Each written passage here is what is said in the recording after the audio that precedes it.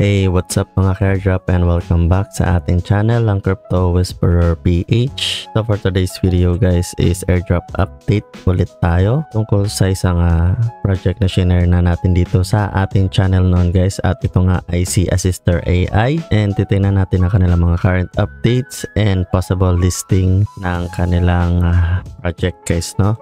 So kung gusto mong malaman lahat ng yan at maging updated sa mga ganitong klase ng airdrop, huwag mong kalimutan mag-subscribe at i-like ang ating mga videos na sinishare kagaya nito upang makatulong ka sa paglaki ng ating channel guys, no? So proceed na nga tayo sa Assister AI guys, no? So una muna natin puntahan ang kanilang recent post sa kanilang Twitter or X account. So nag-post sila 4 hours ago guys, and nag-good morning sila. So good morning builders, are you ready for something exciting? Ano kaya ang possible indication nito guys, no? Dahil according sa kanilang late paper, after ng kanilang data market, ang susunod na kanilang task na dapat magawa is yung kanilang tokenization hub guys, no? So which is ito nga yung TGE or token generation event, at isa ito sa mga pinaka-importanting part ng airdrop guys, no? Lalo ng isang project na merong airdrop program. So ang TGE ang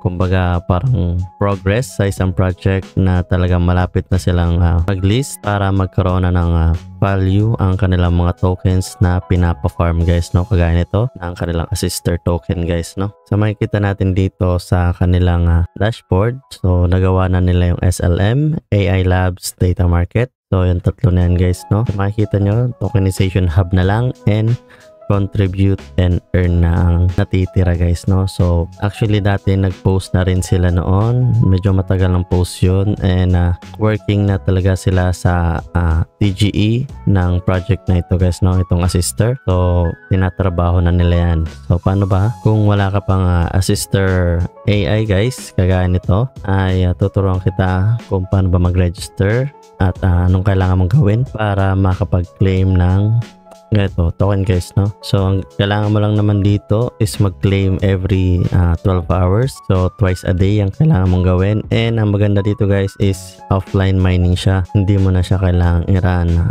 lagi sa inyong device. So pag login mo, claim mo lang and pwede mo na ulit i-log out guys, no? So para dun sa mga wala pa dyan, para dun sa wala pang mga account dyan, ay may link tayo dyan sa baba guys, no? So pagka-click mo nun is madadirect ka dito sa kanilang login page, and magsiselect ka lang ng wallet guys, no? So recommended si Phantom since under siya ng Solana guys, no? And then pagka-login mo dyan, so magko-connect ka lang and sign in request, and then after nun guys is mapupunta na kayo dito sa kanilang dashboard. So ganun din guys ang gagawin nyo, simpleng-simple lang. Pagka-login nyo, claim nyo lang and gawin nyo lang yung mga task dito guys, no? So yung mga simpleng task lang yan, and after nun, yun lang, daily claim na lang, and pwede rin kayong mag-invite ng inyong friends para mas lumaki ang inyong points agad guys, no? So yun lang ang isang quick update tungkol kay Assister AI. So para dun sa mga dati nang meron guys, so comment kayo dyan sa baba kung kailan sa tingin nyo ang magiging listing date or TGE ni Assister guys, no? Para dun naman sa mga bago is habol-habol tayo guys, no? Since wala pa naman silang official announcement tungkol sa kanilang listing date. So ayun lang guys, kung nagustuhan mo ang ating video for today, don't forget to give it a like at mag-subscribe ka na rin para lagi kang updated sa ating mga future video. So see you sa next video guys. Peace.